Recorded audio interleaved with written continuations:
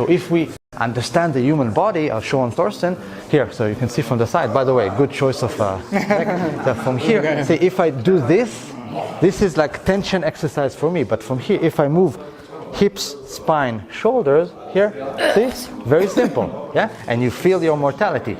So later on, you'll be nicer to other people too. And you saw that the snap, it also feels good, because sometimes it does feel good to do bad things. Yeah. But if we experience that, we are not the slaves of that feeling later on. So we need to, accept that little bit of devil inside. It's easier later on to be nicer.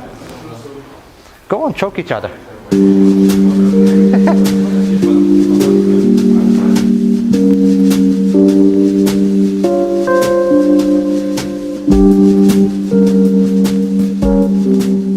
This will be, I think, my 6th or 7th visit to Frankfurt, and I'm very happy to return here every time.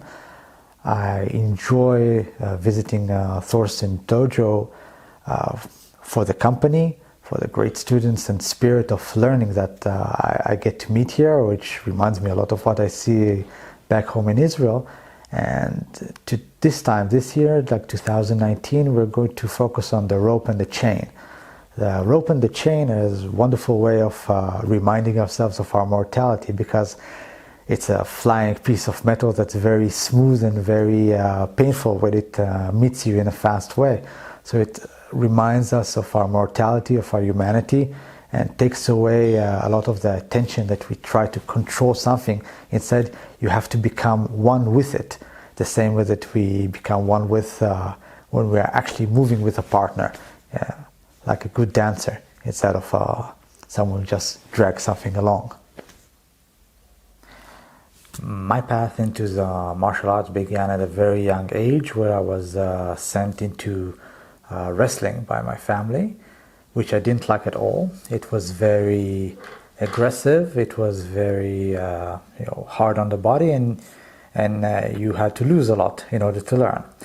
And I chose different martial arts after that: karate, judo, aikido. I studied them for years here and there, and I was always looking for something that was less singular, meaning that it's not as much as do this and do that, or an equation in forms of I do this and then the other person does that. So you are not, let's say, in a conversation where you already know what's going to be said.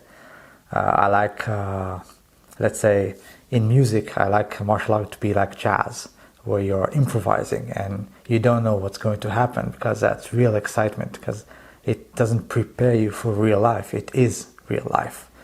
And through the searches, I've stumbled upon many different martial arts. All of them have taught me something, but I remain in let's say, the spectrum of the Russian martial art.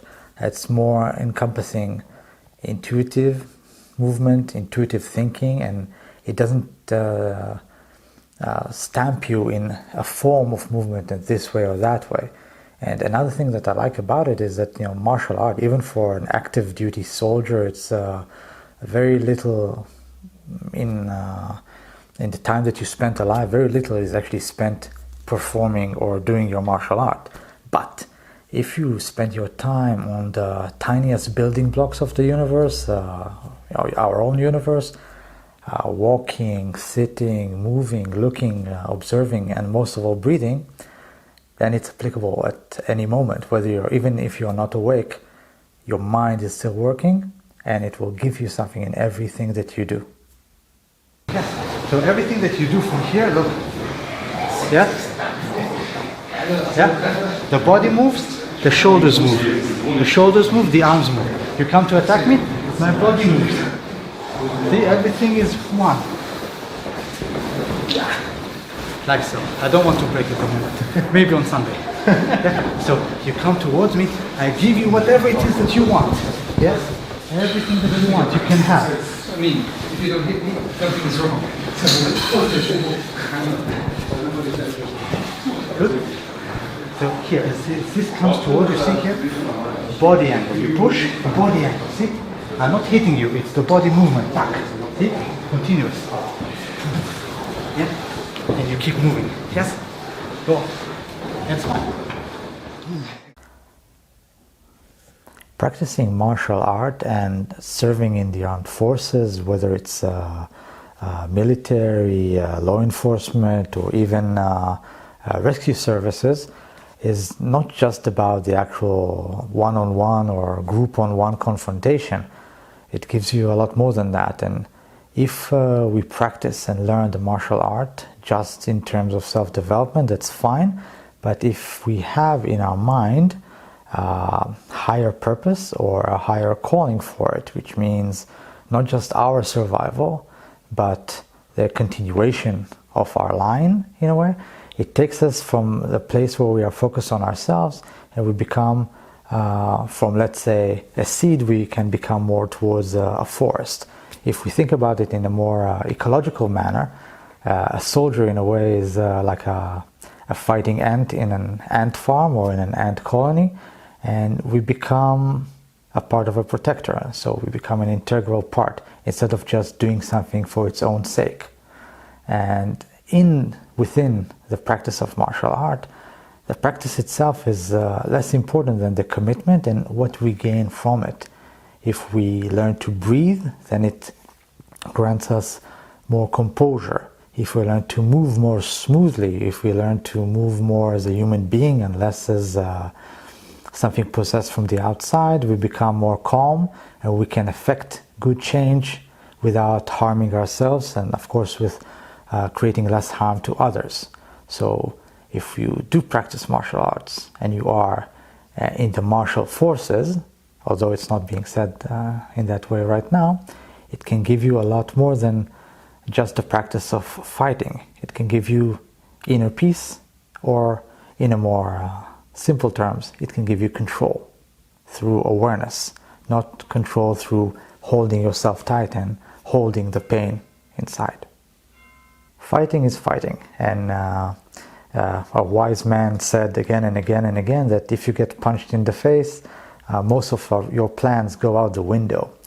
What we can do, however, with this, with the, let's say, the incoming conflict, is change our perception of it, because our minds and our bodies are great, wonderful machines that are capable of doing great things, but our paradigms, and most of all our emotions that are shaped by our paradigms, are like leashes and chains that are holding our machines, the mind and the body, from actually working to its full capacity, to finding the best solution for that particular moment. So if, let's say, you're thinking about something coming towards you with an aggressive posture, whether it is just someone that doesn't like you or someone that wants to end your bloodline, the same thing can happen. You're either answering aggression with aggression, which means in this case you are the drum and you're being hit, which means that we are being operated upon. We are not free if we are aggressive.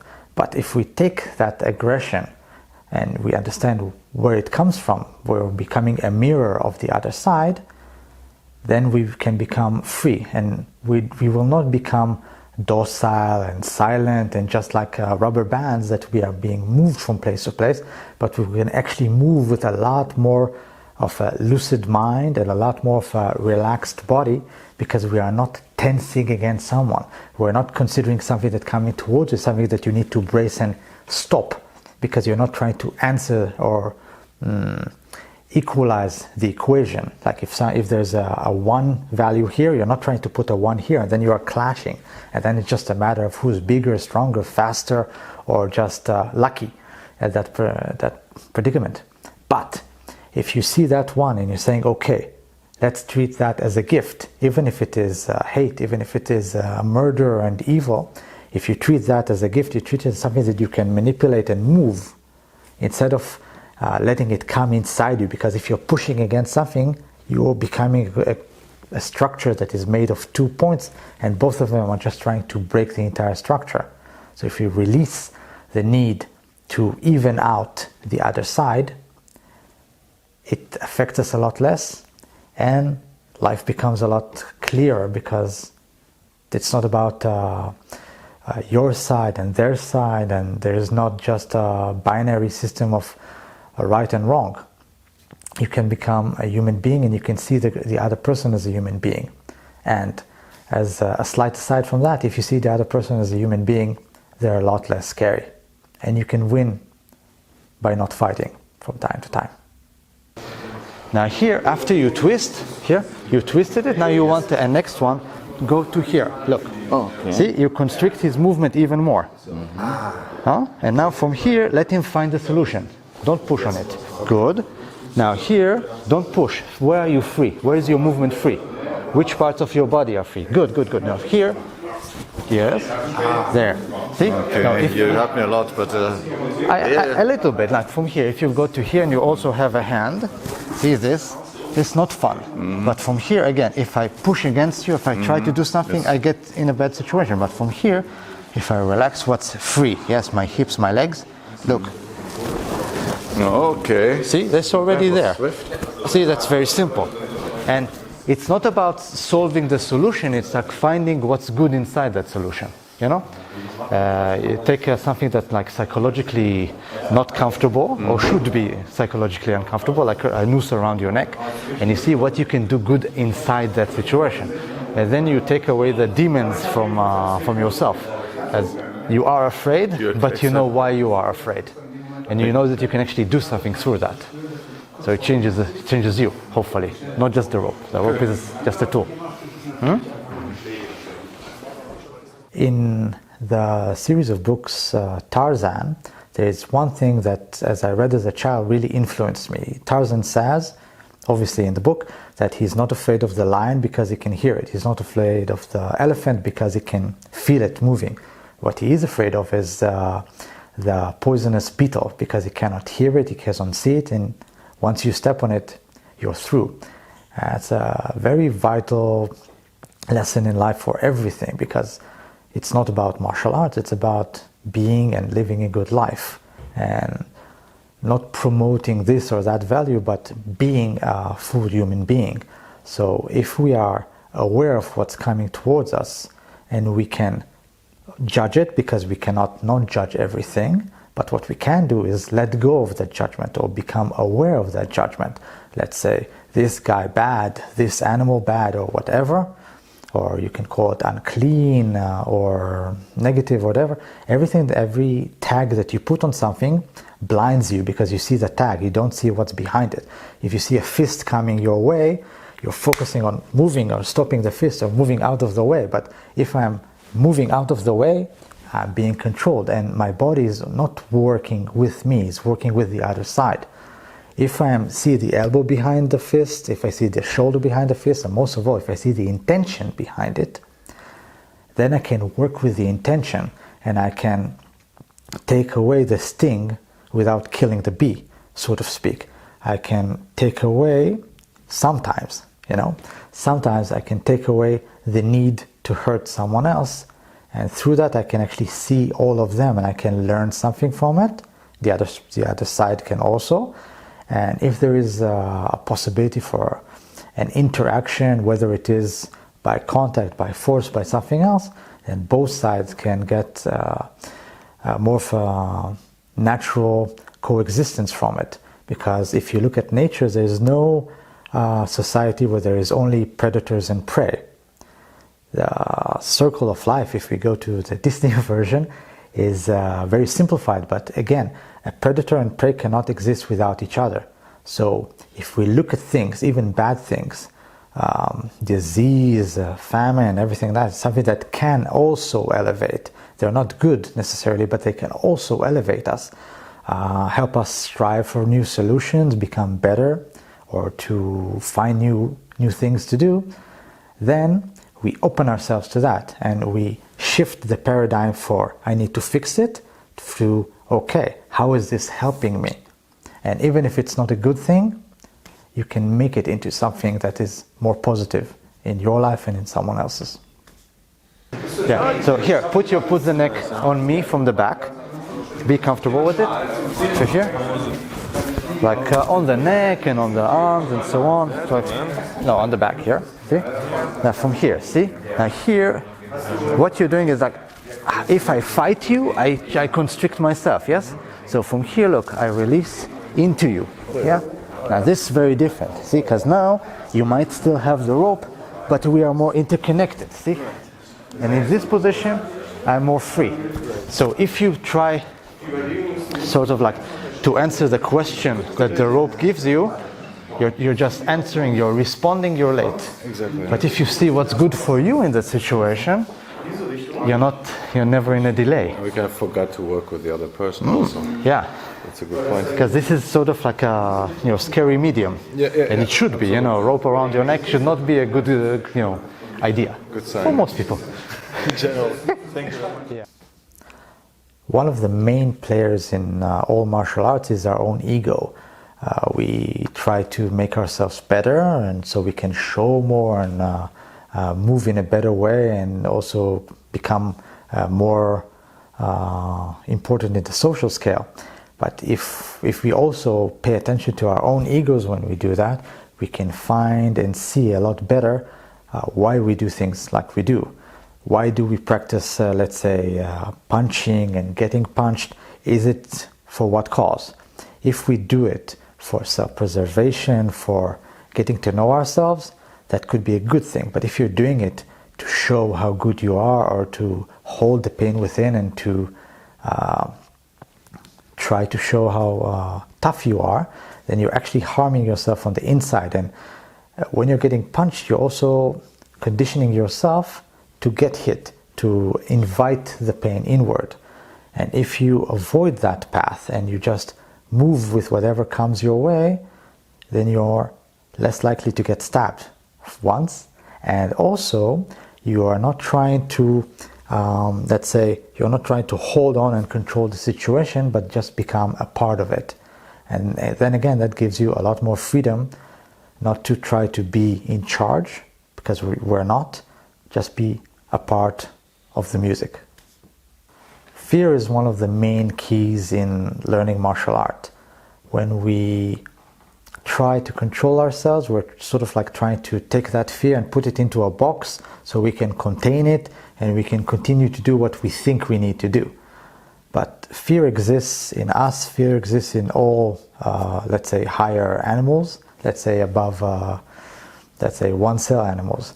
And fear is not a bad thing. Fear is just another tool that nature and evolution created in us, so we can learn not to touch fire, we can learn to avoid bad things, and we can learn to evolve, because it's also a motivator.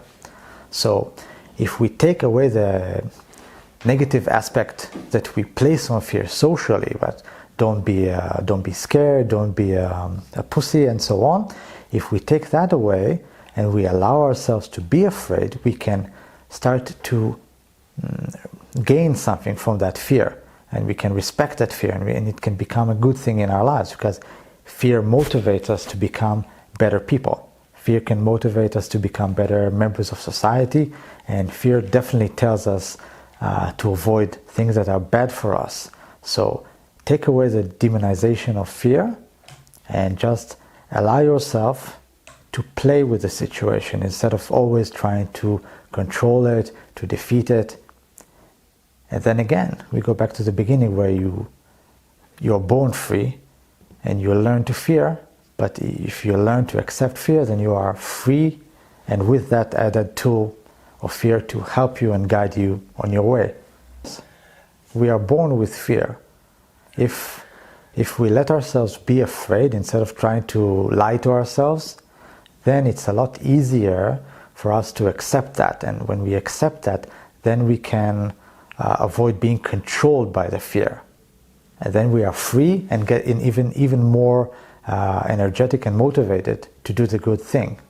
If we ignore that we are afraid, then the fear controls us from the back of our minds. Then we're never free. Then we're always being controlled by our demons, even if the demons are long dead. Everyone who's been in a war is not necessarily an atheist, and we have a lot of things in our life that we can't really explain, or we just don't know. So negating something just because we don't know exactly what it is, it's not necessarily the best thing to do. Maybe there are things that we don't know, and maybe there are things that are a part of us that we're not even aware of. And again, if we open our eyes to just see what's ahead of us and around us, and open our ears and open our senses, and most of all open our hearts, then we can sense and feel a lot more. And in many cases that can take us away from a position of fighting and put us into a position where we are, through awareness, we are free to do what's needed. A lot of fights can be avoided simply by paying attention to the oncoming of the storm. A change in someone's face, even a shift in smell, because we secrete pheromones into everywhere where we are. And becoming aware of that can unleash powers in us that may look magical, but they are usually just a very simple measure of paying attention to more than what we are conditioned to, more than the linear life.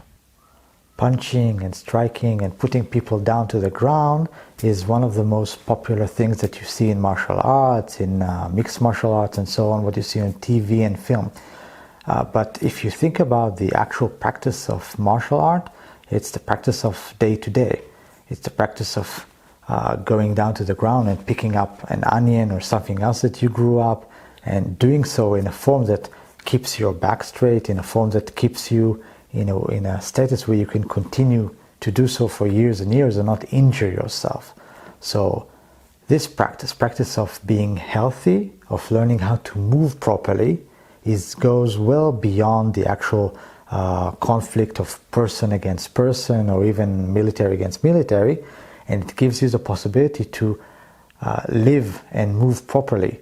And that is true triumph. If I can grow my food, if I can find water, if I can raise my children, that's triumph. Sure, you also need to defend yourself and defend your family and your assets, but that's just a part of it. If you look at ecology, then you can see that if you are very strong in one part of it, then you're also very weak at another. And if you learn to become a more whole person, then you can grow yourself from the inside, feed yourself good food, learn to rest when you need to, and pay attention most of all, then you are a lot less vulnerable to anything, because you can be the toughest, fastest guy in the world. If you've got diarrhea, you're a lot less of what you were yesterday. So learning to take care of all your needs and all of someone else's needs, that is a true measure of, let's say, a martial living, where you are able to take care of the entire system and feed it instead of just taking away from it, if you are coming from the position of fear or you're coming from a position of life. You see that your body movement is there to stop something away from you, yeah? So psychologically you show the fear, like if something happens to me and you go like this, you show your fear. And when you show your fear, you defend yourself with yourself. So you're going to injure yourself anyway. You know, like if there's a car crash and you do this, you break your hands and then you break your nose, yeah? Instead of just moving to the sides and then just breaking your nose. So from here, when you're being touched like this, should be like, okay, I see, what do I want to do? Yeah, what do I want to do? Not necessarily an act of defense. If you defend yourself all the time, it could be some grandma tapping on your back in the supermarket. You've dropped your keys or something, and you smack her in the face. Less fortunate. If you're here and there's something there, it's like, okay, hi, how are you, my friend? Doesn't have to be a situation of defense all the time. If you condition yourself that everything that comes towards you is negative, then you only see the negative, because that's the way the brain works. It's a mechanism that works for your goals. So you broaden the goals, and then you can see the good and the bad. And you can use the good against the bad. You see you're in a hardware store, someone attacks you, but you also see the hammer. So you lift the hammer and, the guy wants to hurt you a little bit less. Yeah? Or a rope. Okay. Yeah. A very funny thing is when you see like a holy person or someone who's considered to be a great teacher or a sage get annoyed from something very simple like a bug or a bus or something coming out of turn. Being a martial artist, it goes way beyond the ability to fight. It goes in the ability to be free in yourself, meaning that if we take not just the time on the tatami, the time on the mat, or whatever, wherever it is you're practicing, and you practice your martial art at every moment that you are conscious, then you are practicing all the time. If you are learning to walk softly all the time, if you're teaching yourself to pay attention to your breathing, so a lot less people can get under your skin because you're paying attention to yourself more, and you're a lot less able to be swayed by others. That's freedom, that's triumph, true triumph, because you're winning the fight before it even begins. And practicing that aspect of martial arts, of paying attention and acceptance of what's coming your way, that gives you a great ability in daily life to avoid the pitfalls of being consumed by anger and fear, and letting whatever's coming your way be a tool for yourself instead of it controlling you, it leading you, and then you're just another dog on a leash. It's much better to be not led, but to lead yourself inside. When I teach, I have to teach my way. Otherwise, it will not be my sistema or actual martial art. It has to come from the self. When I come to class, my thoughts are always, what do the students need at that particular moment? Because otherwise, I'm not being of service to them. I'm just trying to instill in them something that's important to me. And I'm less important in that interaction. What's important is that they are getting what they need at that particular time. So for that, I need to pay attention to them and to pay attention to the way that I perceive things. Because if I try and make a particular path, I'm trying to force nature, to force a human being into this way or that way. But instead, I need to accept what's happening around me, pay attention to it, and be aware of the filter that my mind, my psyche, my history enforces on that. And when I'm aware of that, I'm more or less free from trying to teach and allowing myself to actually be there and to interact and to move with them, instead of trying to see everything as a nail because I have a hammer. Once you let go of that, then your martial practice can become a lot more diverse, and you can learn to use anything as something that's helpful to you instead of a disturbance. Let's say I'm teaching outside, there are children playing, great, let's use that. There's rain, great, we'll use that. There's mud, oh no, but we will use that. So if everything can be made into a part of what you're doing, then you're not apart from wherever you are. So when we take away that divide, we become what truly is meant in martial art. Not something that is unnatural or something that is made, something that is, instead of something that you do, it becomes something that you are. And then it doesn't involve any extra tension, it doesn't involve any extra effort, because you're not trying to be something, you're not trying to be tough, you're not trying to be strong, you're just being who you are. And then you are free, and then you are truly effective as who you are. Perhaps one of the things that I tell my students that I have no idea what's going to happen in class, because I'm just one part of it. I'm not there to tell them what to do. I'm there to see what is the best way to feed the soil, to let them grow the way that they need to grow, not the way that I want someone to grow. Let's say if I take a family, if I take my son, great if he evolves in a particular way that I like, but if I try to force him that way, it will not be a good thing. I will try to coerce. That's not the way of good life, when you're trying to force your way on something else. But if you are able to be there for someone, then they can grow to their full potential. And if you have instead of pride in your heart. If you have love in your heart, then that will make you happy. That will make them happy too, and your fulfillment will be much greater in life.